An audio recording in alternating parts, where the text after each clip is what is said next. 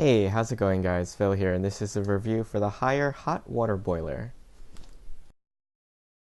This is the hot water boiler. The unit is made of plastic and stands 14 inches tall. It has a roughly 7-inch square base. It comes with an instruction pamphlet that opens up like a folded map. The power cord on the unit is 4 feet long. There's a large LED display for the temperature on the front and function buttons along the top. Beneath the dispenser is the drip catch tray, and it's removable and separates for easy cleaning. Let's take a closer look at the controls.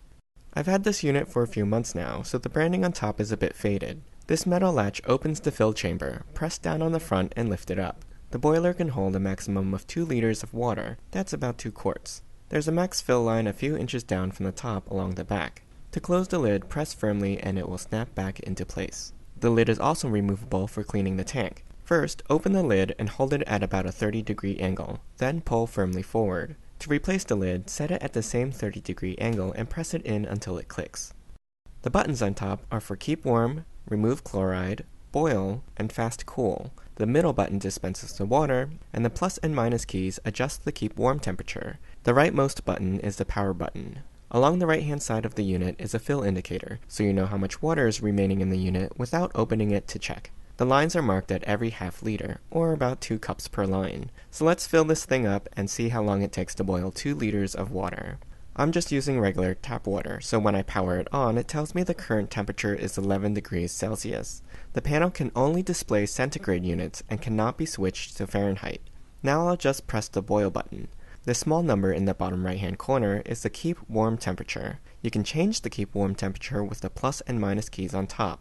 After the water has boiled, the heating will shut off automatically, and the water temperature will begin to drop. However, if it drops below the Keep Warm setting, the boiler will heat up again to keep the temperature constant, in this case at 60 degrees Celsius.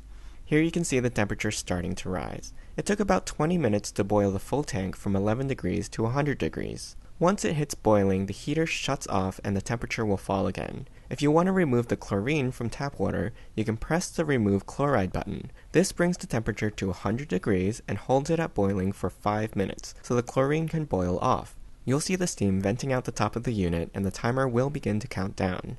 The last function is Rapid Cool, and this will bring down the temperature of the water to your Keep Warm setting a bit more quickly than if you were to wait for the temperature to naturally decrease. A fan inside the unit draws out the heat to lower the temperature. It takes roughly the same amount of time to cool the water as it does to heat it on this setting. The unit is actually advertised as a baby formula prep appliance, which it can do quite nicely.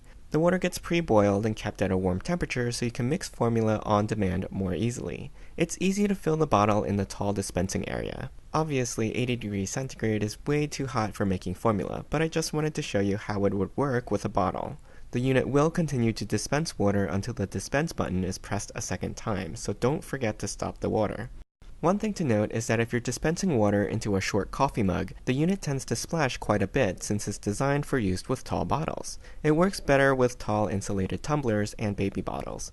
And just to verify, I measured the temperature of the water that just came out of the boiler, and it's reading at around 77 degrees on my instant read thermometer, so it dropped a few degrees because my mug was cold. That's still a piping hot 170 degree Fahrenheit, and it's the perfect temperature for brewing a cup of tea or instant coffee. So with cups, I recommend holding them up to the dispenser rather than setting them on the drip tray. After pressing the dispense button to stop, wait a few seconds for any residual water to drip out, or sometimes it'll spill into the tray. But even if this happens, the tray is easily lifted out and emptied. Overall, the unit works great, and I use it just about every day. After a couple months, I did notice a bit of brownish buildup on the bottom of the tank, since it never fully empties out. The discoloration is easily removed with a damp cloth, so do clean it every few weeks. I hope you enjoyed this review. You can ask me any questions in the comments. I'll put a link to the product in the description below. Don't forget to subscribe to my channel, and join me next time.